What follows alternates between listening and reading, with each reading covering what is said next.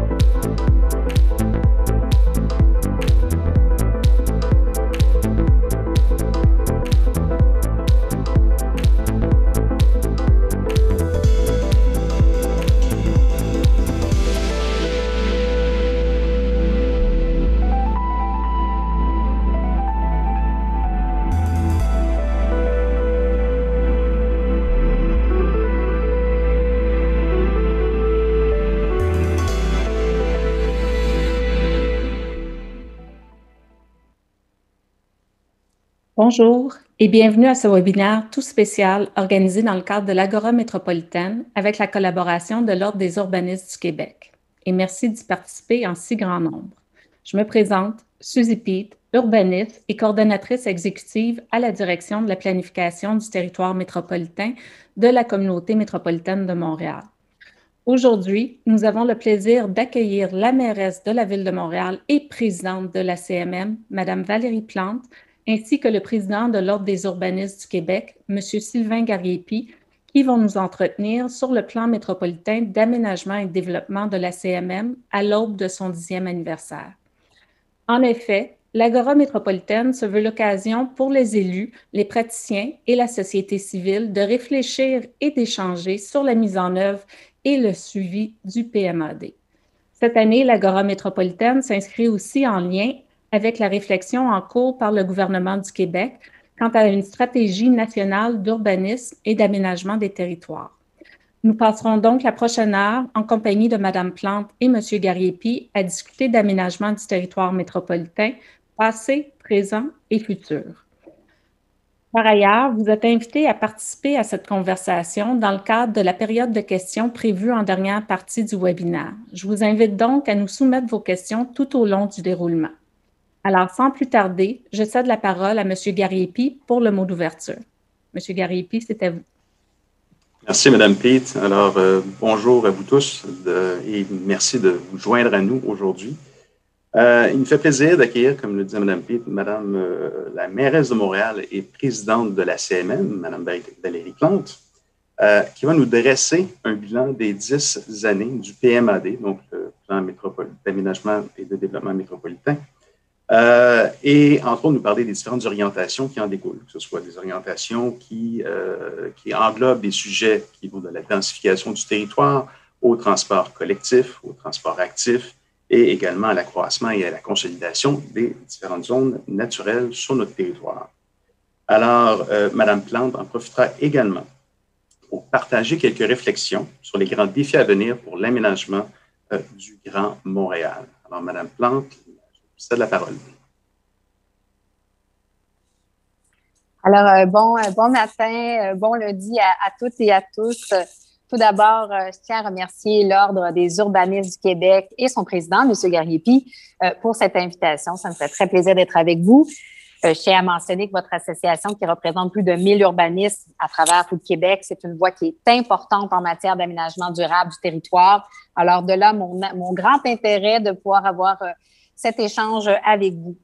Alors, à l'occasion du 10e anniversaire de l'adoption du plan métropolitain d'aménagement et de développement, je ne pouvais pas espérer un meilleur auditoire pour parler d'aménagement du territoire. Et j'en profite d'ailleurs pour saluer le directeur général de la CMM, M. Massimo Iedzoni, qui, j'en suis certain, est à l'écoute. Et de ce que j'ai compris, nous sommes très nombreux et nombreuses aujourd'hui, plus de 500 inscrits. Alors, moi, ça me fait extrêmement plaisir, comme quoi c'est un sujet qui qui nous interpellent, qui nous intéressent et pour moi, c'est de bon augure.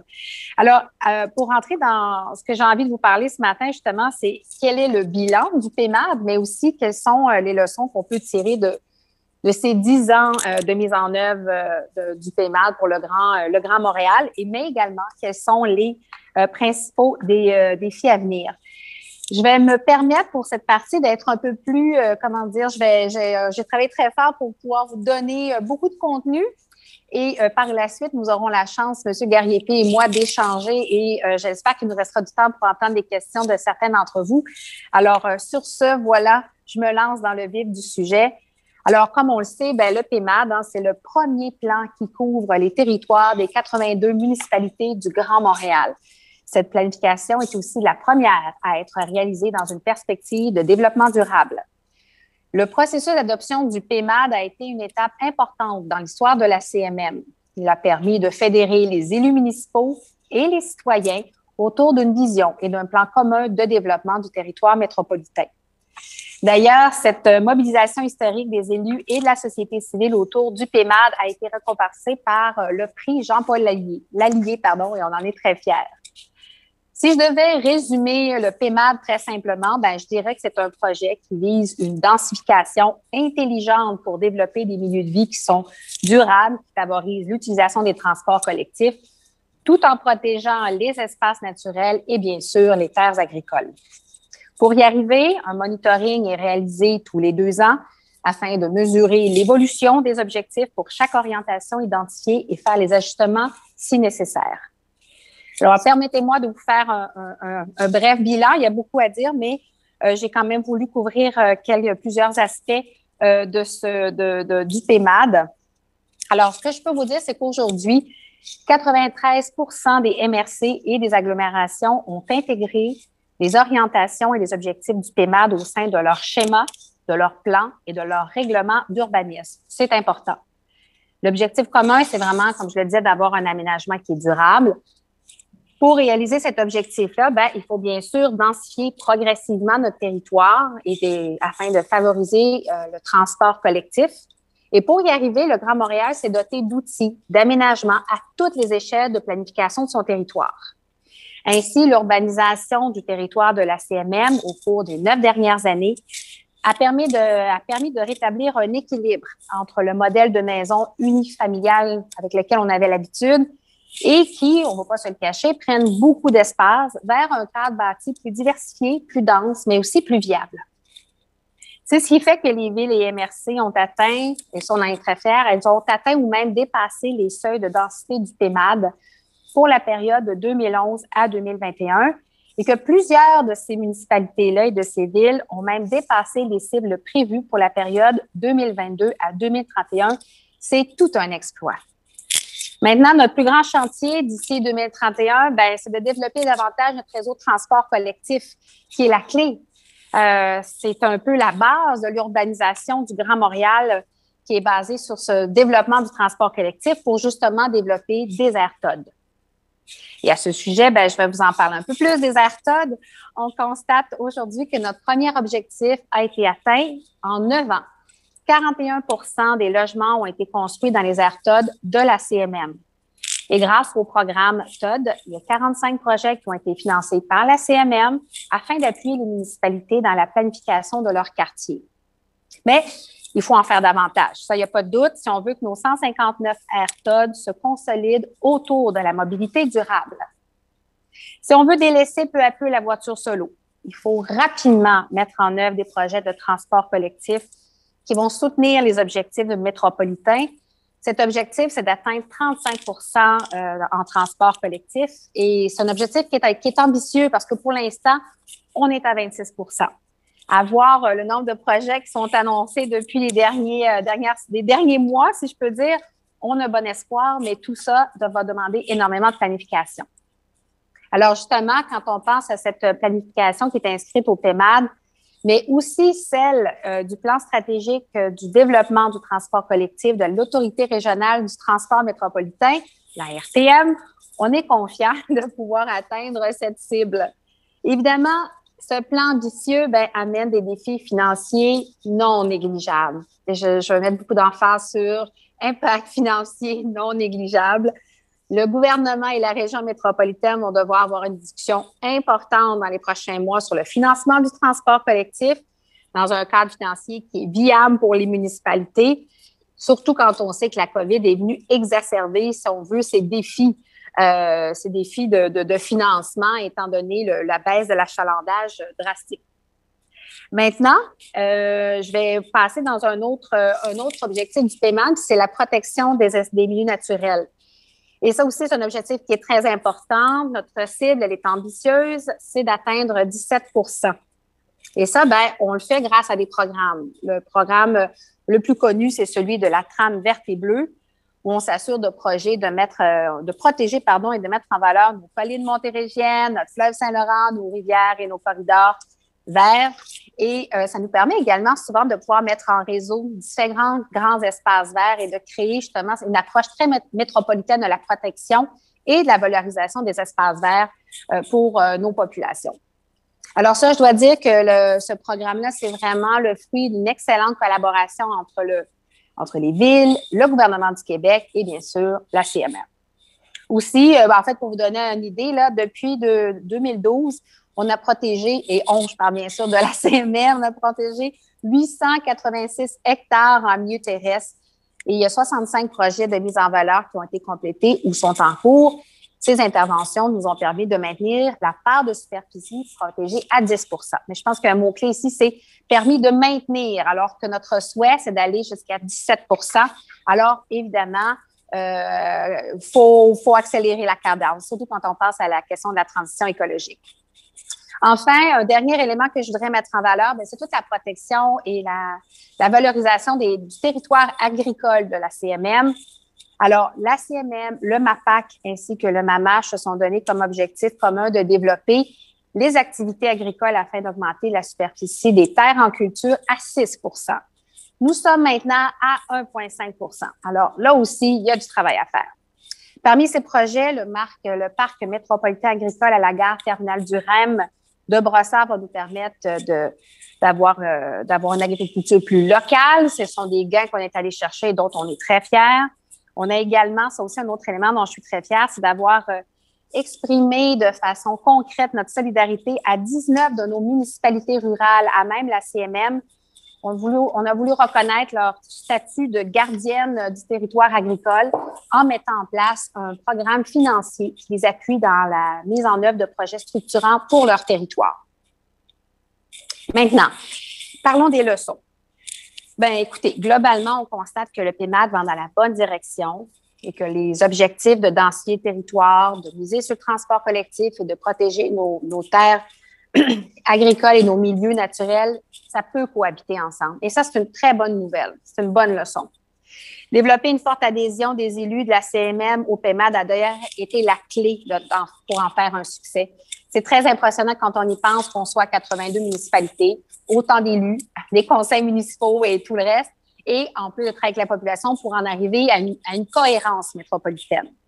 Et d'ailleurs, je dois dire que la clé, donc des élus qui s'entendent, qui adhèrent à une vision et à des objectifs, mais aussi s'appuyer sur la participation et la consultation des citoyens, de la société civile, ça a été essentiel et c'est ce qui nous permet maintenant d'aller de l'avant. Alors, je vous l'ai dit que malgré qu'on avance, il y a quand même des objectifs à atteindre, qu'on doit continuer, mais je vous dirais que le fait d'avoir les bons outils et d'avoir cette adhésion est gage de succès pour moi, ça c'est évident, et pour nous. Maintenant, au niveau des défis, permettez-moi de vous dire que cette conversation nationale sur l'urbanisme et l'aménagement des territoires qui a été lancée en début d'année est un moment pour la CMM, pour sa présidente, un moment très important pour l'ensemble de la population du Québec. Rappelons-nous que la ministre des Affaires municipales et de l'Habitation avait indiqué l'année dernière qu'elle souhaitait freiner l'étalement urbain. C'est une excellente nouvelle. Cet enjeu est particulièrement important dans les régions métropolitaines, mais au-delà de son territoire, la CMM ne peut pas contenir l'étalement urbain. Ce sont les MRC du pourtour métropolitain qui déterminent leur gestion de l'urbanisation. Et malheureusement, le cadre d'aménagement gouvernemental qui s'applique au pourtour de la CMM depuis 2011 n'a pas permis, lui, de freiner l'étalement urbain. Alors, la question qu'on doit se poser, c'est quel outil peut-on utiliser collectivement pour favoriser vraiment un aménagement durable pour la zone périmétropolitaine? Ces discussions sont essentielles puisque les villes et les MRC du pourtour sont liées à celles de la CMM par le biais des citoyens qui se déplacent d'une municipalité à l'autre pour aller travailler, pour aller dormir ou encore pour les études ou les loisirs. Alors, afin de maîtriser l'étalement urbain et de mettre en place un aménagement durable, la question qu'on peut se demander, c'est est-ce que l'exemple du PEMAD peut être utile? On a vécu un peu la même situation quand on y pense. Il y a 10 ans, c'était un peu la métropole, Montréal, via les banlieues, alors que maintenant, on se rend bien compte que ce problème ou cette problématique d'étalement urbain dépasse les frontières même de la CMM. Et à cette époque, même si la problématique était justement Montréal, si je peux dire, contre les banlieues, on a réussi justement grâce à une démarche, mais également à des outils qui sont pertinents. Alors, si on me demandait est-ce que le PEMAD peut servir, la réponse est oui, évidemment. Alors, on a donc proposé en début d'année une approche de collaboration, bien sûr, avec le gouvernement du Québec, mais aussi d'ouvrir une discussion afin de conclure des ententes, aménagement et transport pour favoriser une densification intelligente qui va vraiment permettre de mettre en place du transport collectif dans le pourtour de la CMM. C'est un élément clé. Le moment, selon nous, il est donc très, très bon pour ce dialogue avec nos collègues et partager une vision du développement de l'aménagement et du développement du territoire. L'expérience du PEMAD démontre que l'on peut se doter d'orientation et d'objectifs communs pour un aménagement et un développement durable. Et je le rappelle, si on est arrivé à 82 municipalités, pourquoi ne pourrions-nous pas répéter l'expérience avec nos collègues du pourtour de la CMM? Et c'est sans doute là la principale leçon qu'il faut retenir de 10 années de mise en œuvre du PEMAD. L'important, c'est de travailler ensemble. Et c'est là que tout devient possible. Alors, je voulais vous donner plusieurs informations. Je sais qu'il y en avait beaucoup, mais pour moi, je souhaitais vraiment, de par votre expérience et par votre expertise et votre compréhension de ces enjeux-là, pouvoir approfondir par la suite en ayant différentes questions de votre part. Mais je vous remercie beaucoup de m'avoir écouté. Monsieur Gariepi? Oui, écoutez, merci beaucoup pour cette allocution qui est à la fois très inspirante, mais qui aussi, dans laquelle on voit qu'on a réalisé de grandes choses, mais qu'il reste encore de grands enjeux, de grands défis auxquels on fait face. Vous avez parlé du financement du transport collectif, qui est certainement un enjeu très important, et surtout de son déploiement, et je dirais même la complémentarité des réseaux à une autre échelle. Ceci étant dit, la CMM aussi a quand même ses particularités. Vous avez parlé de 82 municipalités qui, quand même, ont aussi leurs particularités. Et ça m'amène à poser la question suivante, Mme Plante. Est-ce que le PMAD peut être reproduit, appliqué à d'autres territoires que celui de la CMM?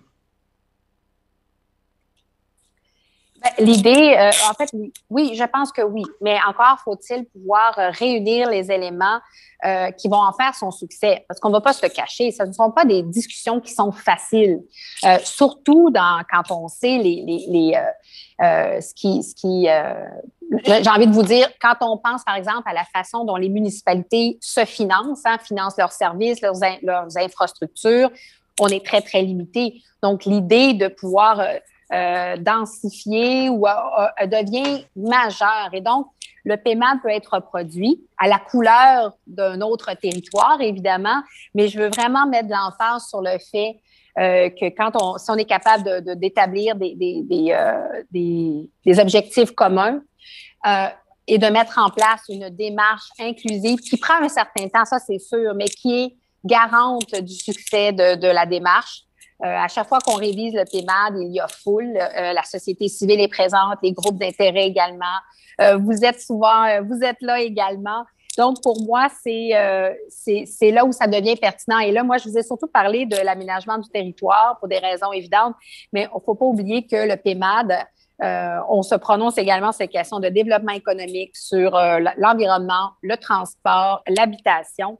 Alors, autant des enjeux qui valent la peine d'être vus non pas à la pièce, mais plutôt globalement. Et pour moi, une région métropolitaine, en fait, les villes sont en compétition les unes avec les autres à travers le monde, mais bien au-delà des villes ou des métropoles, ce sont les régions métropolitaines qui maintenant sont des tout compétitifs. Et je pense qu'on peut définitivement s'inspirer du modèle du PEMAD pour ce que ce soit au Porto ou ailleurs au Québec. Tout à fait. Effectivement, il y a plusieurs leçons, je pense qu'on peut tirer des 10 premières années du PEMAD et les contextes dans lesquels ils s'inscrivent et l'adapter aux réalités, aux particularités de d'autres territoires. De toute façon, le territoire de la CMM est un territoire qui est très riche en différentes réalités, en sorte qu'on peut en exporter certaines expériences, tout à fait. On va parler un peu plus de vous, précisément, de votre rôle. Vous êtes à la fois mairesse de Montréal, vous êtes présidente de la CMM.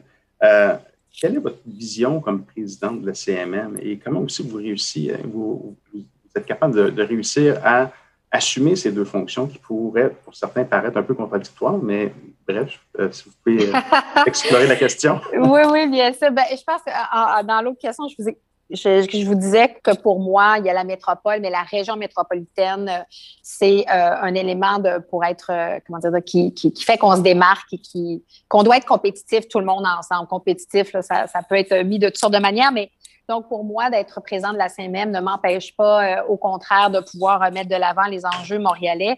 Et en fait, je dois dire que j'ai énormément, depuis que je suis présidente, je suis allée souvent sur le terrain, aller voir mes collègues de d'autres municipalités.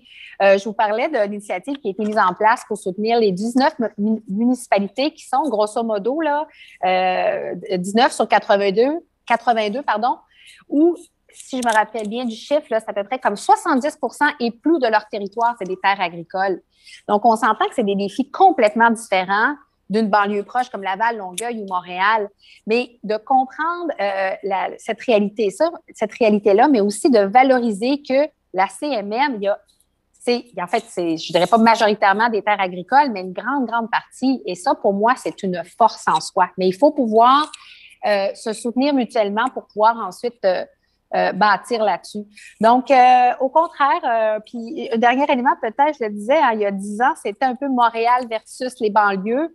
Et maintenant, je vous dirais que c'est les banlieues versus le Porto, sans vouloir en mettre dans une chicane, mais nécessairement, on le voit à travers le monde, les banlieues prennent de plus en plus de place. Alors, je trouve que je suis à une bonne place pour comprendre ce qui se passe d'un côté ou de l'autre de la clôture. Merci beaucoup. Dernièrement, du moins, l'Ordre des urbanistes, depuis plus d'une quinzaine d'années, milite pour une politique nationale d'aménagement du territoire. Et, le fait aussi par la suite dans le cadre de l'Alliance Ariane, le fait avec le G15+. Bref, c'est vraiment un dossier qui nous tient à cœur depuis des années. Et maintenant, le gouvernement, justement, a entrepris cette conversation nationale sur l'aménagement des territoires avec la stratégie, justement, dont vous avez déjà parlé. Pour vous, pourquoi il faut s'y intéresser à cette démarche de stratégie nationale d'aménagement des territoires? Pour plein de raisons, mais j'ai envie de vous dire que c'est un sujet que vous abordez depuis longtemps, justement, le développement du territoire durable. Mais je pense qu'on est dans une posture maintenant où on ne peut plus tourner la tête dans une autre direction, là. Quand on parle des défis climatiques, de l'urgence climatique, d'accélérer la transition écologique, pour moi, l'aménagement du territoire urbain, la protection des espaces verts, la protection des terres agricoles, c'est fondamental, c'est la base. Mais pour ça, et pour pouvoir le faire justement pas à la pièce et de façon intelligente et cohérente, en partageant des objectifs communs, ben il faut justement avoir une démarche. Et c'est là où le PEMAD est important. Je parlais tantôt de toute la consultation, mais j'aimerais ça aussi vous dire que, je pense que je l'ai dit en entrée de jeu tantôt dans mon allocution, mais aux 2 ans, on fait des révisions, on fait du monitoring, en fait, et aux 2 ans, on a les données. Aux 5 ans, on révise le PEMAD. Donc, c'est pas non plus quelque chose qui ne bouge pas, c'est organique. Mais qui en même temps a des valeurs, des assises très, très importantes, très fortes. Et moi, je considère que le Québec doit absolument se doter de ces assises fortes, des valeurs communes où on dit, ben écoutez, oui, développer de telle ou telle manière a des impacts. Il faut que la population soit au courant des impacts qui est lié à un type de développement versus un autre, que ce soit sur l'environnement, sur les terres agricoles qu'on perd, le transport collectif, les coûts associés, c'est majeur. Alors moi, je trouve que c'est un très, très, très bon moment et je suis évidemment ravie que vous faisiez partie de la conversation parce que votre rapport est tout à fait est très important. Merci. Et vous avez parlé dans votre allocution de toute la problématique de l'étalement urbain au-delà du territoire de la CMM. C'est un enjeu réel, on le constate très bien également. Donc, c'est un enjeu, c'est un défi, mais il y en a d'autres défis à cet égard-là. Quels sont-ils, selon vous, ces autres défis auxquels on doit faire face au pourtour de la CMM, cette gestion? Oui, tout à fait. Ben, je pense que on l'a vu. Ben, un est lié à l'autre, si je veux dire, d'une certaine façon, mais tout ce qui est, encore une fois, protection des terres agricoles, protection des espaces verts, je pense qu'on voit de plus en plus dans les nouvelles des boisés qui, finalement, sur lesquels on va construire, des terres agricoles qui, pour différentes raisons, deviennent vraiment intéressantes pour pouvoir y bâtir des maisons et tout ça. Mais j'ai envie de vous dire aussi que ça touche toute la question de l'inclusion sociale également, mine de rien. Il faut se poser la question comment on veut développer les territoires pour que tout le monde y trouve sa place. Puis, je pense que quand on parle d'inclusion sociale, bien, c'est toute la question de la diversité de l'offre d'habitation. Moi, ça me préoccupe beaucoup de savoir, par exemple, qu'il y a un décalage toujours plus important entre la ville ou la première banlieue versus d'autres villes. Alors, on peut se demander qui habite où, qui a les moyens d'habiter la ville, qui choisit d'aller habiter ailleurs, peut-être pour un terrain vert, mais peut-être aussi pour des raisons financières vraiment importantes. Donc, le droit de cité, pour moi, c'est quelque chose qui est important. Mais je pense qu'on doit définitivement, là, mon dernier point, ça va être de revenir brièvement sur les terres agricoles. On parle beaucoup d'autonomie alimentaire. On aime penser, en tout cas, moi, j'aime penser qu'on va finir par finir la COVID, mais on a quand même vu dans la dernière année cette dépendance à certains secteurs et on a beaucoup parlé de l'autonomie. On voit que les gens ont envie aussi de pouvoir consommer local, consommer bio peut-être et tout ça, mais pour ce faire, il faut qu'on ait nos terres agricoles en service, qu'on les mette en valeur, qu'on fasse des projets innovateurs. Alors, de là, l'importance de penser pas juste au maintenant, mais au futur.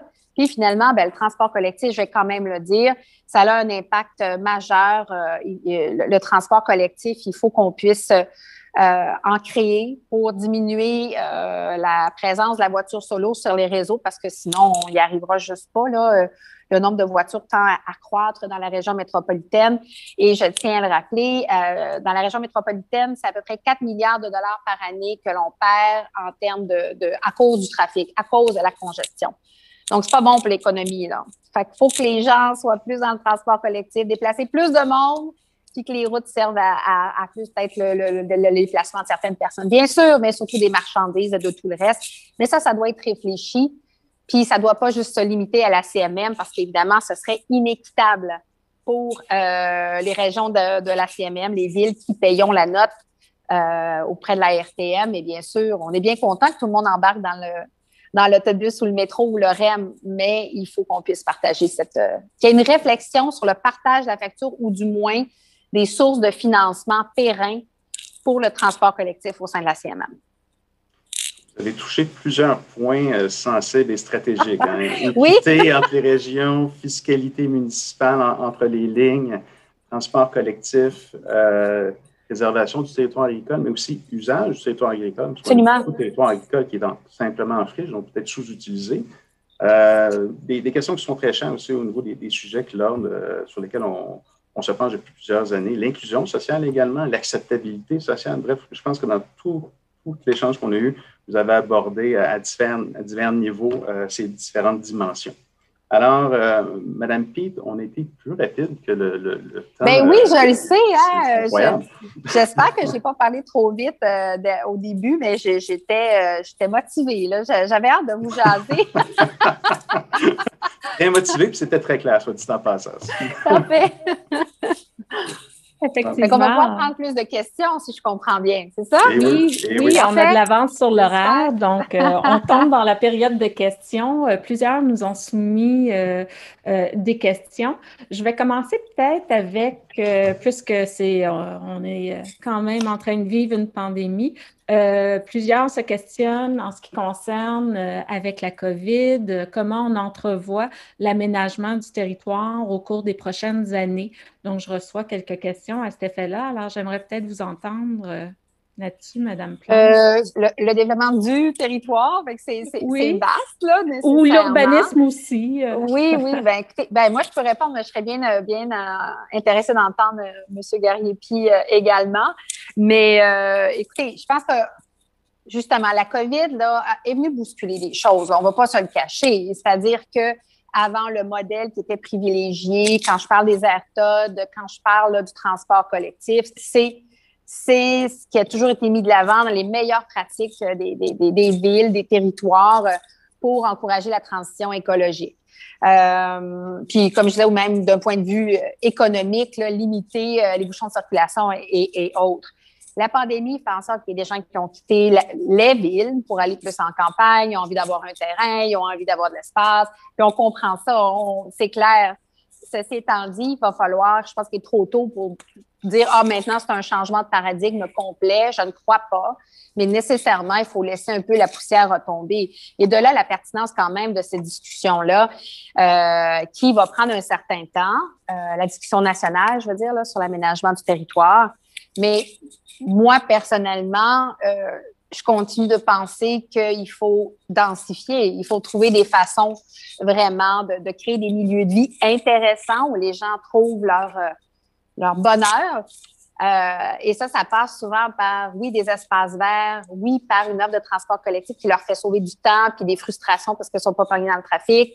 Des logements ou des modèles d'habitation qui sont abordables ou du moins qui correspondent à leur capacité financière.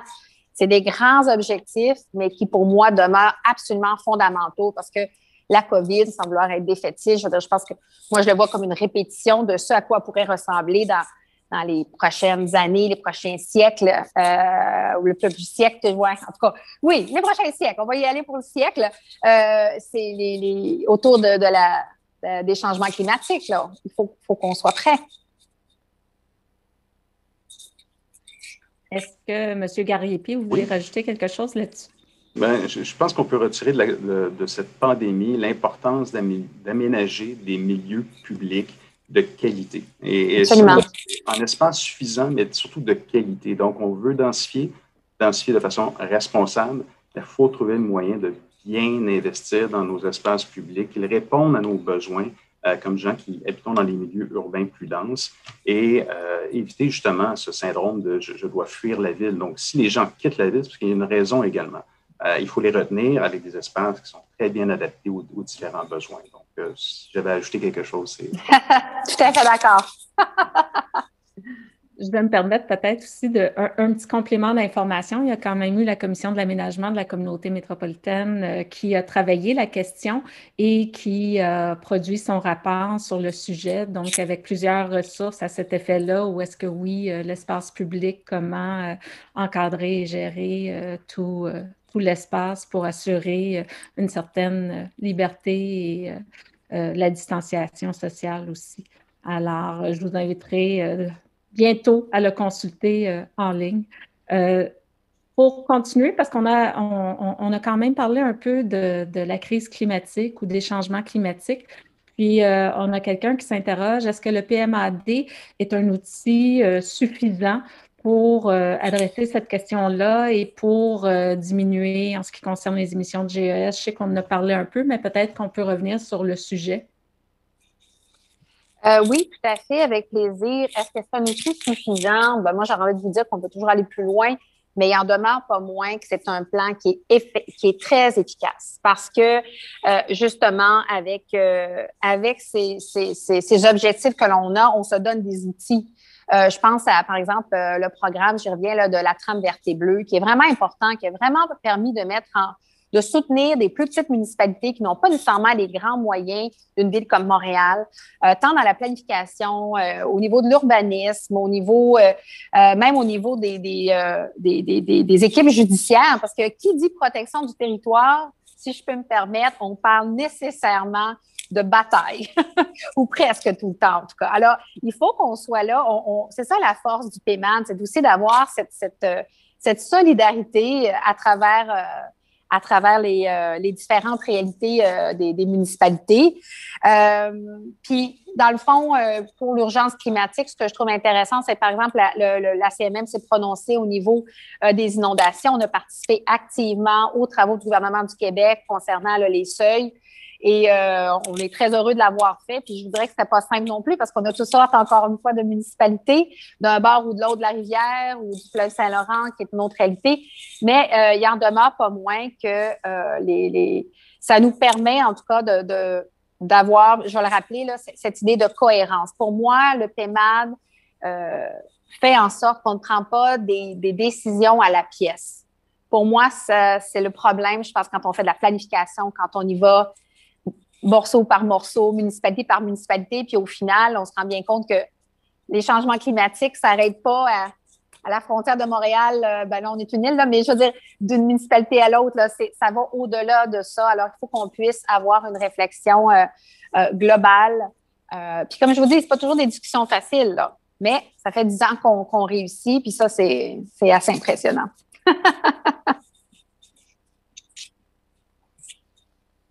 Qui m'amène un peu sur la question de gestion de l'urbanisation, parce qu'on en a parlé, on parle du périmètre métropolitain et on se questionne aussi dans la volonté de redévelopper la ville sur la ville et si c'est la voie à prendre aussi pour les prochaines années. Parce qu'on nous cite d'ailleurs les questions de stationnement, donc on retrouve des espaces qui sont peu occupés et pas optimisés. Alors, j'aimerais peut-être voir de votre côté ce que vous pensez de cette proposition-là d'inciter à construire les espaces de stationnement. Écoutez, là, je vais parler aussi comme mairesse de Montréal. Nous, on a présenté notre plan climat plutôt en fait, avant 2021, là, c'était en décembre, un plan climat qui, justement, très ambitieux et qui met de l'avant la nécessité de transformer les stationnements, soit en parc, en espace vert, ou encore, il y a une possibilité aussi pour le développement d'habitation qui répondent aux besoins de la population, mais toujours avec ces principes de verdissement également.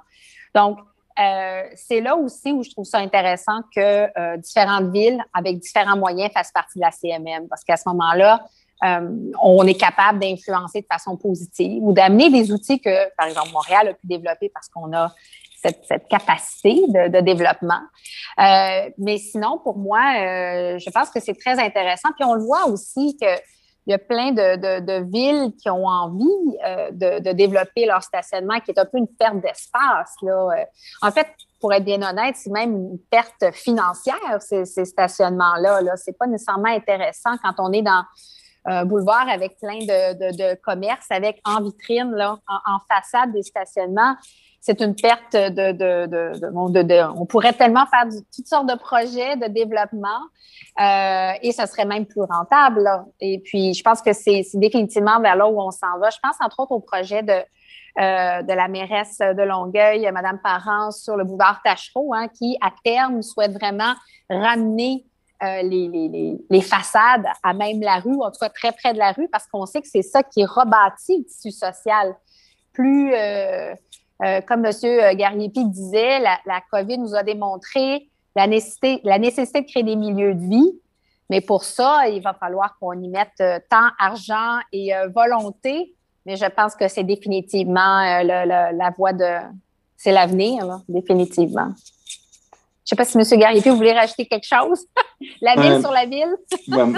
Ça m'interpelle beaucoup, la ville sur la ville. Et surtout, donc, il y a toute la question de la notion des aires de stationnement, comment les réutiliser, comment changer leur vocation pour que ça contribue justement un peu plus au filet social et économique d'une municipalité.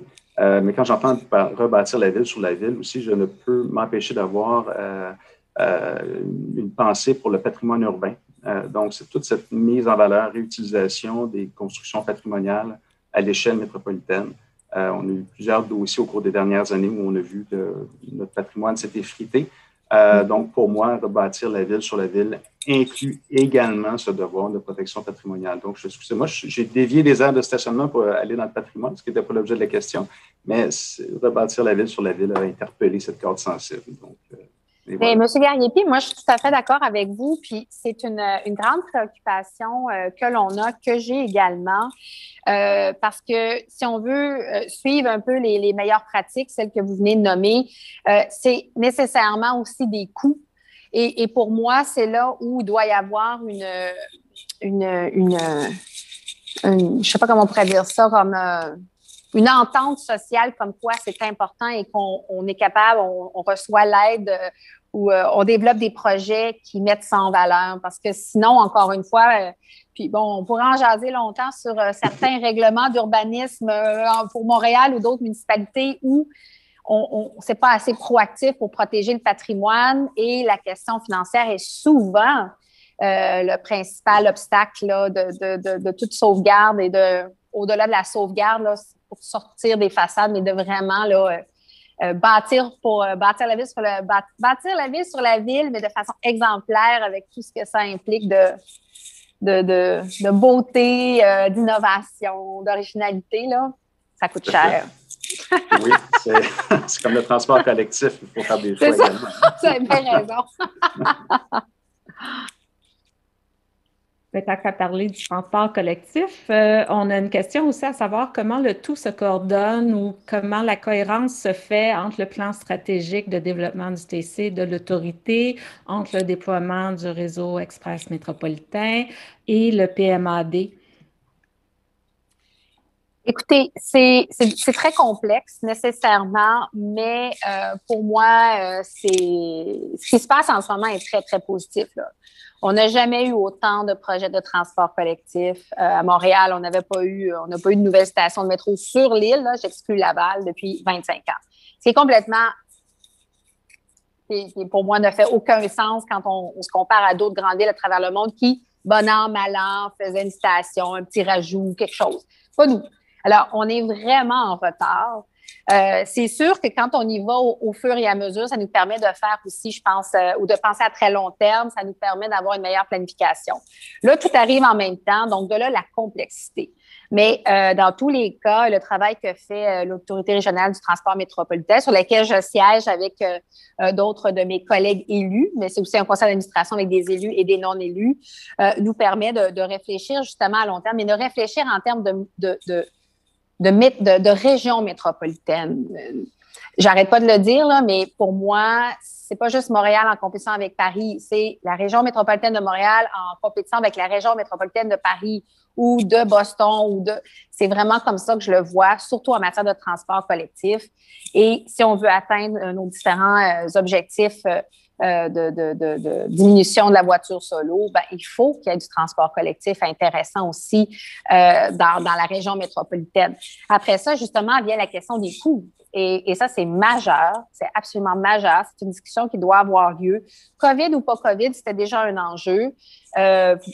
Bon, c'est assez technique, mais je tiens quand même à le mentionner. En général, les gouvernements supérieurs vont soutenir le développement de transports collectifs. Mais nous, les villes, on doit s'occuper du maintien des actifs. Et ça, c'est très dispendieux, ça coûte cher. Et on ne voudrait pas que le métro de Montréal, qui arrive la même chose qu'au métro de New York, qui a tellement peu investi dans son système qui maintenant, je veux dire, c'est comme une passoire, là. C'est presque, ils s'inquiètent de à quoi ça va ressembler, puis s'ils vont avoir la capacité de réparer. Donc, nous, on a réparé au fur et à mesure. C'est super, mais ça n'est jamais considéré, si on veut, comme une dépense qui je peux dire, dont on peut profiter de financement. Alors, ça va être important parce que non seulement on a tout notre réseau à maintenir, on en rajoute des morceaux et des morceaux, mais il va falloir les maintenir eux aussi. Donc, c'est une discussion qui est fondamentale et ça touche la RTM qui est essentiellement la même proposition que la CMM à quelques petites nuances près. Mais comme on disait, s'il y a des gens qui habitent à Saint-Hyacinthe puis qui viennent prendre le REM, c'est super, mais il faut se poser la question, comment est-ce qu'on s'assure qu'ils peuvent contribuer à la RTM? De là, le travail de la CMM, de faire des ententes, de souhaiter des ententes, de travailler pour créer des ententes de partenariat entre les municipalités hors CMM et pour des ententes de transport, en fait. Et pour nous, ça serait important. Ça serait important d'aller chercher cette équité. Mais au-delà de l'équité, c'est aussi, ça devrait être un objectif de tout le monde d'utiliser tout ce transport collectif. Et donc, si c'est un objectif commun, on devrait tous y contribuer. En effet. En ce qui concerne la question, vous l'avez abordé un peu, pour les ententes avec le pourtour et de trouver une façon de vraiment avoir des ententes qui favorisent la planification intégrée de l'aménagement et du transport. De quelle façon vous voyez la collaboration du gouvernement dans le cadre de cette approche-là en matière de gestion de l'urbanisation avec le pourtour? Parce que certains nous écrivent qu'on pourrait modifier les limites de la CMM, d'autres disent qu'on pourrait appliquer le PMAD directement. On a différents regards qui sont posés là-dessus, mais je pense que ce serait intéressant de peut-être voir quelle collaboration peut être envisagée avec le gouvernement. Oui, tout à fait. C'est une bonne question. Donc, moi, ce que je peux vous dire, c'est que l'ensemble des municipalités de la CMM là, sont tout à fait disposées à travailler avec le pourtour. Là. Il y a une volonté. Il y a vraiment une volonté de travailler avec eux, justement pour éviter les décisions à la pièce. Mais on a quand même besoin du gouvernement du Québec pour, justement, faire partie de la discussion et voir à quoi pourraient ressembler ces modèles. Ne serait-ce que de commencer à réfléchir à ça. Aussi, l'élément que je voulais vous dire, c'est que j'ai perdu mon idée, excusez-moi. Ça, j'aime pas ça quand ça m'arrive. Je suis trop... Monsieur Gariepi, allez-y. Pendant ce temps-là, je vais réfléchir à mon idée. On parlait de transport collectif. Je pense qu'un des grands enjeux du transport collectif, c'est d'avoir un service fiable. Si on ne veut pas perdre les usagers, il faut aller sur la fiabilité. Et ça, c'est seulement avoir des services qui sont pérennes, qui sont financés comme il se doit également. Je vais profiter que Mme Plante court après son idée pour peut-être faire juste une petite parenthèse. C'est trouvé! Bon, ben... Non, allez-y, okay. Je vais parler après. Donc, on a parlé du REM. Moi, je vais juste rappeler une position de l'Ordre des urbanistes du Québec à l'effet de l'importance de l'intégration urbaine. Mme Plante, en plus, vous êtes directement interpellée. Le REM de l'Est, c'est un projet incroyable. Il est structurant. En contrepartie, il pose bon nombre de défis. Et c'est celui, entre autres, de l'intégration urbaine. Donc, je profite de votre oubli juste pour faire ce petit rappel. Donc, je vais répondre. Mon idée que je voulais dire tantôt, c'est concernant cette idée comme quoi on devrait agrandir le périmètre de la CMM. Pour moi, puis honnêtement, quand on discute la CMM, on considère que le modèle que l'on a en ce moment est très bon, mais c'est aussi que ça a pris temps et énergie pour établir des objectifs communs. Alors, pour nous, c'est pas juste, oui, il y a plus de monde qui rentre. Ce n'est vraiment pas aussi simple que ça. Mais ça ne veut pas dire qu'on ne peut pas se baser ou du moins être influencé positivement par le travail qui a été fait par la CMM via le PMAD pour faire des ententes ou reproduire un modèle similaire avec des particularités. Ça, pour moi, c'est bien important que je le mentionne. Et pour l'intégration urbaine, M. Gariepi, écoutez, je pense que vous savez que je partage cette préoccupation. D'ailleurs, c'est ce qui nous a amené à faire quand même un geste important d'une déclaration qui a été déposée au Conseil municipal de la Ville de Montréal, dans lequel on voulait mettre les conditions gagnantes de la réussite du REM et l'intégration urbaine est majeure. Bien sûr, on parle ici de tout l'aspect, on pourrait dire de la beauté, là, c'est-à-dire que ce soit absolument magnifique, un ouvrage de design, mais c'est aussi, puis là, je pense que je parle avec du monde on va partager un langage commun, mais toute la question des vues, des couloirs de vent, du bruit, de pas créer de pas créer une cicatrice. Hein? Fait qu'il faut penser là, oui, dans le train, mais il faut penser en dessous du train. Qu'est-ce qui se passe en dessous du train? Les entrées, les sorties, l'ergonomie, la sécurité, bref, beaucoup de choses. Et donc, pour moi, ce projet-là est absolument, je suis derrière à 100%, mais j'ai hâte que certaines composantes, dont un comité aviseur qu'on a à demander, et je sais qu'il y a plusieurs personnes qui le souhaitent également, justement pour s'assurer, pour pouvoir bien accompagner la CDPQ, qui font un travail d'ingénierie incroyable, mais là, il faut aller en avant de l'ingénierie pour amener ces critères, ces critères de réussite urbanistique. J'aime ce que j'entends, donc. Mais c'est pas, je l'ai dit depuis longtemps, alors pour moi, oui. Là, oui, tout à fait. Faut s'inspirer de ce qui est de plus beau et des meilleurs à travers le monde, et puis tout va bien aller. Enfin, pas pire bien aller. Si je reviens sur la gestion de l'urbanisation, je reçois plusieurs questions. Je fais un amalgame un peu de ce que je reçois. Des préoccupations quant à la densification en lien avec la COVID, ou est-ce que certains trouvent qu'on a peut-être trop de densité, les gens recherchent plus d'espace. En lien aussi, on vient de parler du REM, c'est certain que ce genre d'équipement-là est un levier à la densification. Il y a la volonté de protéger les milieux naturels, tous nos espaces verts. Et puis, certains se posent la question, est-ce que nos seuils de densité, il devrait y avoir un maximum de seuils de densité ou juste un minimum est suffisant pour encadrer? Je sais qu'on tombe un peu dans le technique, mais de façon générale, la perception de la densification sur le territoire, quel regard posez-vous pour cette approche-là? Oui, c'est une super bonne question parce que je pense que moi, quand je pense à... Moi, je ne suis pas urbaniste, mais j'ai quelques notions dans mon sac. Alors, mais quand je parle à des gens qui n'ont aucune notion, dès qu'on parle de densité, ils imaginent des tours. Hein? C'est nécessairement ça qui vient en tête. Pourtant, on sait qu'on peut faire de la densité, mais sans nécessairement aller toujours en hauteur. Il y a différents modèles. Souvent, on va nous dire, ben si on va... si c'est pas en hauteur, ben ça gruge de l'espace au sol pour des espaces verts. Encore faut-il être peut-être plus ambitieux dans les demandes et la façon de faire de la planification pour qu'un ne soit pas fait au détriment de l'autre. Donc, il y a des enjeux, il y a une complexité là-dedans, mais pour moi, je suis très attachée, somme toute, à, j'ai envie de dire, une densité à échelle humaine. Là. Je viens d'inventer ça. Là. Il y a des villes à échelle humaine. Là, peut-être que vous, M. Gariepi, vous auriez le bon terme pour expliquer ce que je dis. Mais, et c'est là que ça devient intéressant par rapport au PEMAD, parce que comme on le disait, on est vraiment augmenté de façon substantielle les pôles, hein, les aires TOD, où là, on a de la densité. Mais quand on est à Terrebonne, la densité, je pense que c'est quoi? C'est 4 étages, là, où on n'est pas du tout dans le 15, 20, 30 étages du centre-ville de Montréal. Donc, la densité, je pense qu'il faut démystifier ce que ça veut dire. Faut éduquer la population pour dire qu'il y a différents modèles possibles. Mais donc, moi, je suis très fière que le PEMAD, avec des objectifs très clairs, a permis de s'éloigner de la maison unifamiliale qui a des coûts majeurs financés pour les municipalités, mais des coûts majeurs pour le territoire. Là. Le développement des infrastructures, c'est horrible pour les terres. Et puis en plus, après ça, on tombe avec le transport collectif. De toute façon, je n'ai pas besoin de vous expliquer l'étalement urbain. Là, je pense que tout le monde connaît bien ce que c'est.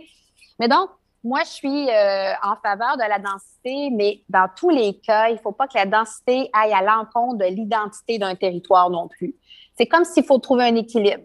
Comme par exemple ici, à Montréal, notre densité, surtout quand on parle de la densité en hauteur, est beaucoup liée à un travail qui a été fait par le plan d'urbanisme, qui a été réfléchi et qui a dit, ben, le Mont-Royal est une emblème, est un joyau de Montréal, alors on n'ira pas au-delà du Mont-Royal et ça a été fait dans un exercice rigoureux, pas sur le coin d'une table. Alors, c'est très, très important pour moi de réfléchir à la densité pour pas qu'elle aille au détriment du travail qui était fait dans le passé, de démarches rigoureuses, mais aussi de la protection de nos grands symboles ou des éléments qui nous démarquent. Là, je vous parle de Montréal. Probablement que mes collègues, s'ils étaient là, vous diraient qu'est-ce qu'il faut protéger chacun dans leur municipalité. Mais pour moi, la densité ne veut pas dire... il y a une façon de le faire de façon intelligente. Merci. Est-ce que M. Gariepi, vous souhaitez rajouter quelque chose? Je suis certaine qu'à titre de président. Je n'aurais pas pu dire mieux, d'une part. Et je crois que ce qui ressort aussi de votre propos, Mme Plante, c'est de la question de l'harmonisation du cadre bâti et oui.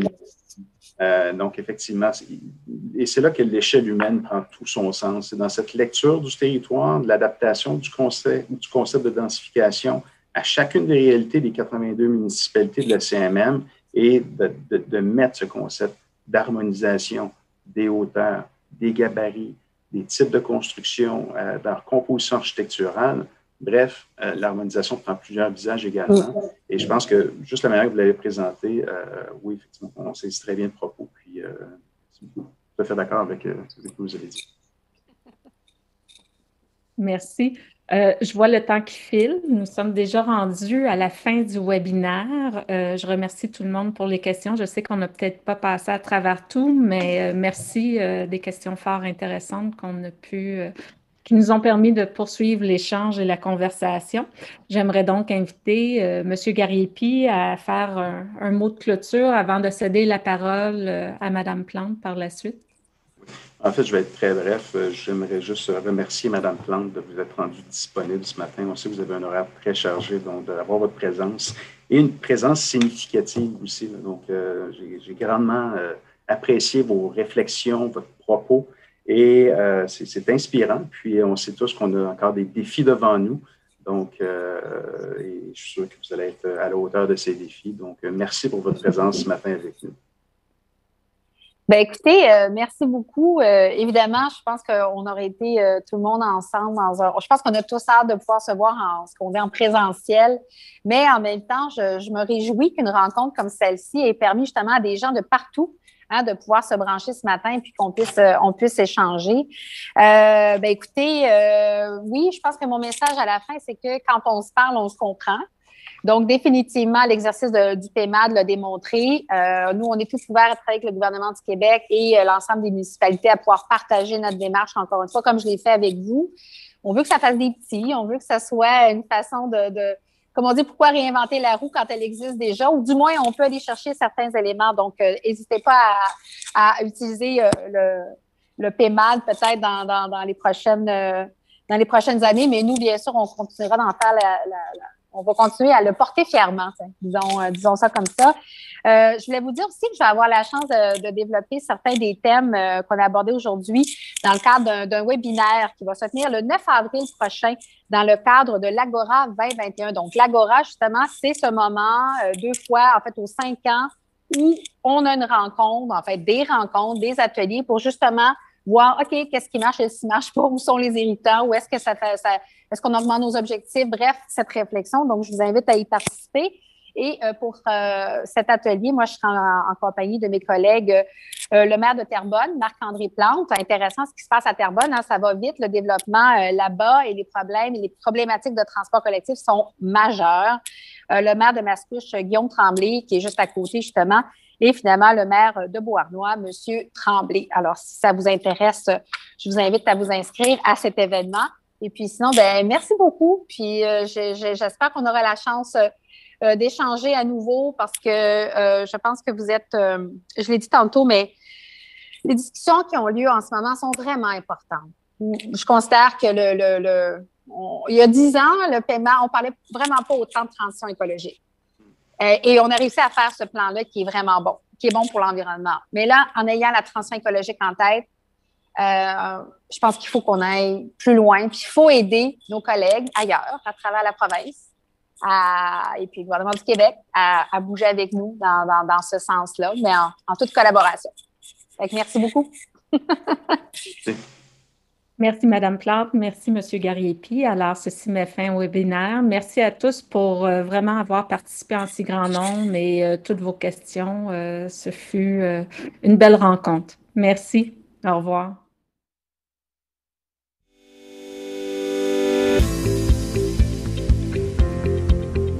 Merci beaucoup de votre participation et à bientôt.